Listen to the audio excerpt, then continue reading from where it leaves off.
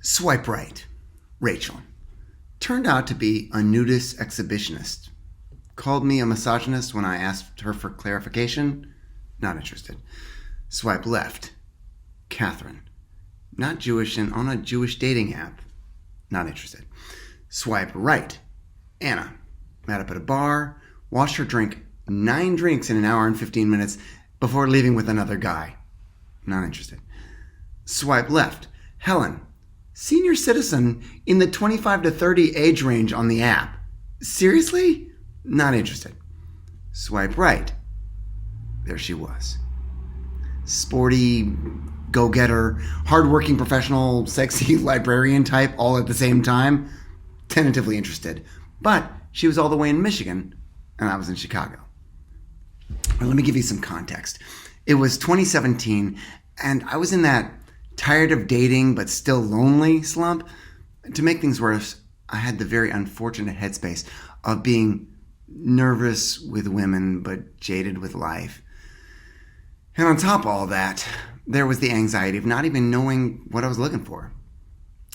I was several years out of college, and up until that point, dating was fun and, it got me a little closer to clarifying my goals, but I still really didn't know what I was looking for. It was all so vague. My idea of a successful partnership actually came from a scene in Fiddler on the Roof, where the husband asks the wife, "Do you love me?" She looks at him like he's crazy, and her response was basically like, what the fuck kind of question is that? We have, home together, we have kids together, we've basically been healthy and sick together, and everything else a person can go through, I've gone through with you, and now after 25 years, you want to know if I love you? I'm yours and you're mine, so yeah, I guess I do love you. I promise the scene was a lot more romantic than I'm making it sound.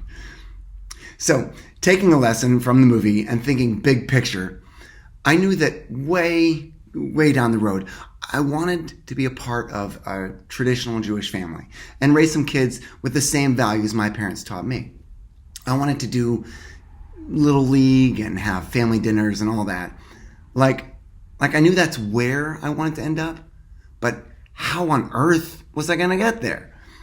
How was I going to find a partner who shared the same life plans when those plans go so fuzzy in the first place? Was I going to have to sacrifice romantic chemistry for practicality? Was it even possible to have chemistry with someone and still be able to grow together? I needed someone like me, but more me than me. Does that make any sense? I think it actually does. Really, it all came down to, I'll know it when I see it. You get the point. I was anxious and confused. All right, big picture aside, who else hates dating? I mean, if it's in person, then you have to choose either whether to strike out like A with a stranger at a bar, B with your cousin's new roommate at a group outing, or C on the blind date that you were not enthusiastic to go about in the first place. And dating apps work for some people, like especially people like me who get nervous around women.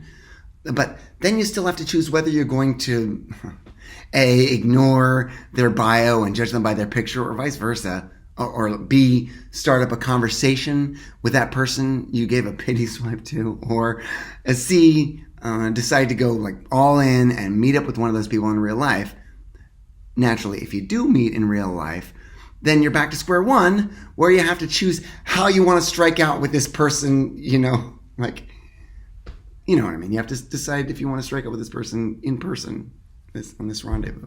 Anyway, then, of course, there's the frustration of creating your dating profile. Should you put 1 or 2 pictures up of you rock climbing? Should you use a taco emoji and a pizza emoji? All this in your about me. And how do you filter out the rejects ahead of time? When I set up my profile, I tried my best to make it funny while still showing, I had something going for me. My main picture was actually just my school ID. It said law student at the bottom. So, people would know I'm an intellectual. And the photo was me putting my hand up to my chin, staring pensively at the camera like the statue of the thinker. And I don't know why they let me do that for my official photo ID, but that's a story for another time. Now, my strategy for filtering out the automatic rejects was to make sure that whoever I might match with was okay with my pets. My second line read, "Having 2 cats does not make me a cat lady." Yes, I realize now that one sentence likely made more people filter me out than the other way around, but whatever. Now, let me bring you back to the sporty, go-getter, hardworking, professional, sexy librarian, Michigan. In her picture, she was bundled up in a blue and purple scarf, and she wore big glasses and bright red lipstick and a giant smile. And we started messaging a bit. And after a few days, I was actually getting hopeful. Like, my concern, though, was the Michigan part. I asked her if she was really living there or if it was just a typo or out of date or something. And she confirmed she did indeed live in Michigan in a town called Benton Harbor. Damn. I was 100 miles away in Chicago. Damn. Huh? And that was that. I wasn't about to start something long distance, so I decided to end things before they started. I ghosted her. I got a text a few days later. "What, are you tired of me already?" Yikes. She called me out. So I didn't want to seem like a jerk, so I lied. I blamed the app for malfunctioning. Like, I was a little embarrassed, but on the bright side, she was genuinely still interested. I was upfront with her and expressed my concern that she didn't live in town and I didn't have time to enter into a long-distance relationship. "It's okay. I'll actually be in town to spend Thanksgiving with my aunt and uncle. Maybe we can just grab coffee or something." I looked at the calendar. Thanksgiving was in 2 weeks. So I told her I was free the day after, the Friday the 24th. And we tentatively agreed to meet up.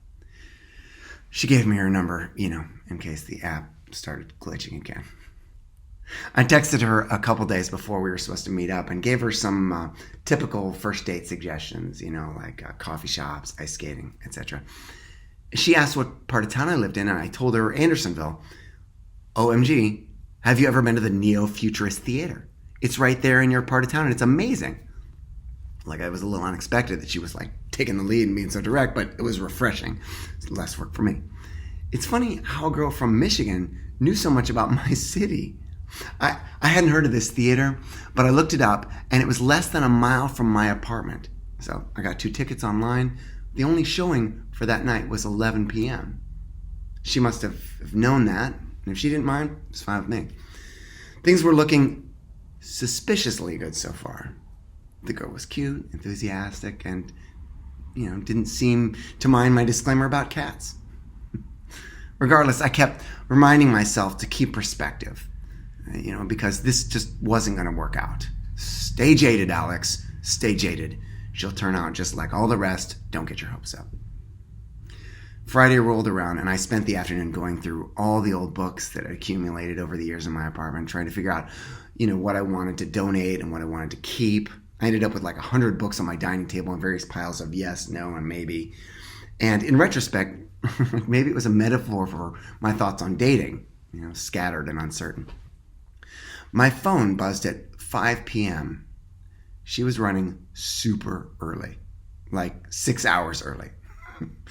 And she was at the coffee shop just down the block. So I jumped in the shower and I was about to start shaving, and I thought, maybe she likes a 5 o'clock shadow. Should I show scruffy? Okay, we're going to the theater now. What should I wear? Should I wear a suit, slacks, and a tie? Was I overthinking this? Oh God. My nervousness was rushing back. I decided just to be casual. Nice jeans and a blue cashmere sweater. Oh, we texted a bit to coordinate meeting up, but it was clear I'd have to play this by ear. "Sorry I'm so early. I hope you didn't have to change your plans. I'm at the coffee shop sitting towards the back." No, it's fine, I'm looking forward to meeting you. I'll be there in about 10 minutes. By the way, I should get this out before we start. I get nervous around women, like really nervous. "Well, you're in for a treat because there are only women here. Okay, see you soon." Crap, I just said crap. She's going to think I'm crude and have no manners. This date is going terribly and hasn't even started. Was I overthinking this? Okay, I spotted her through the window before I walked in. Light brown hair just past her shoulders, dark blouse, blue jeans. The place wasn't full of women at all, but I was still unsettled. I walked in and I shook her hand. I bought her a cup of tea and sat down and we started chatting. And the first thing I noticed was how comfortable she was for being on a first date. Her confidence made it seem like she already knew it was going well. At one point, her phone rang, and I told her to go ahead and take it while I go refill my cup.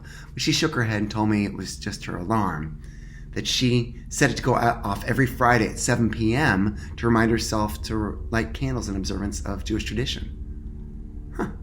Okay, that was unexpected. Now she had my attention. Jewish, but not too Jewish. Definitely Jewisher than me. A weekly 7 p.m. alarm told me she was at the level where I eventually wanted to end up. Something clicked in my head and I told myself that I needed to stop overthinking things and actually pay attention to this girl. I started looking at her differently. The conversation, like it turned to personal values and family histories. And the longer we sat together, the more I felt at home. And the rest of the evening went great. We talked until the coffee shop closed, but still had several hours before the show started, so she suggested dinner. Have you ever had Detroit-style pizza? There's a place just down the street that does a phenomenal job. I had no idea there was a pizza place nearby, and I've been living around the corner for years. This girl's knowledge about my city was putting me to shame. I thought, the pizza was okay, but I pretended to like it a little more than I did because, Anyway, we played two truths and a lie. She told me about getting kicked out of school, about her grandpa, and about her collection of 23 pocket knives. The last one was a lie. I don't remember what I listed off. Probably something about getting stalked in France by a homeless guy or how my best friend was a tailor.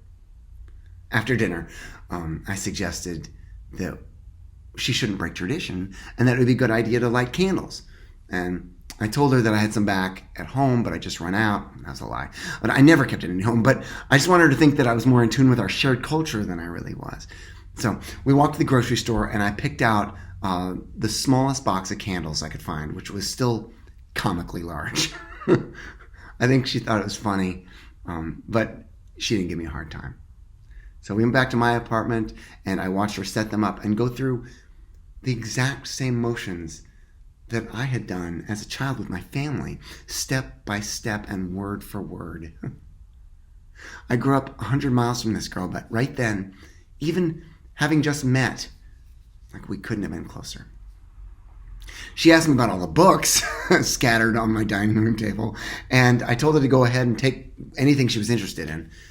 And she happily picked out a dozen or so and smiled and thanked me. Like I said, as if all these books were a metaphor for my thoughts on dating, she was right there making my decision. Right. I'll spare you the rest of the details of the date, but, the theater was hilarious, and I turned out to be way overdressed. At the end, it was 1 a.m. in the morning, and I walked her to her car. I was, it was not, I didn't want to part ways, but I smiled and went to shake her hand, and she just looked at me expectantly but patiently. Oh, boy. I knew what this meant. First kiss. I always get super nervous at this part, but I thought about her confidence back at the coffee shop, and I knew that it was time for me to step up. I leaned in and I slowly kissed her on the cheek. When I stepped back, her lips curled into a smile. You can give me a real kiss. I'm blushing while I write this. As she climbed in the car, I told her that I liked her, but repeated that I didn't want anything long distance. She was very matter of fact and said, "We'll figure something out." And that was that. I knew at 7 p.m. on November 24th, 2017, that this would be my last first date. Thanks for swiping right, sweetheart. I love you very much.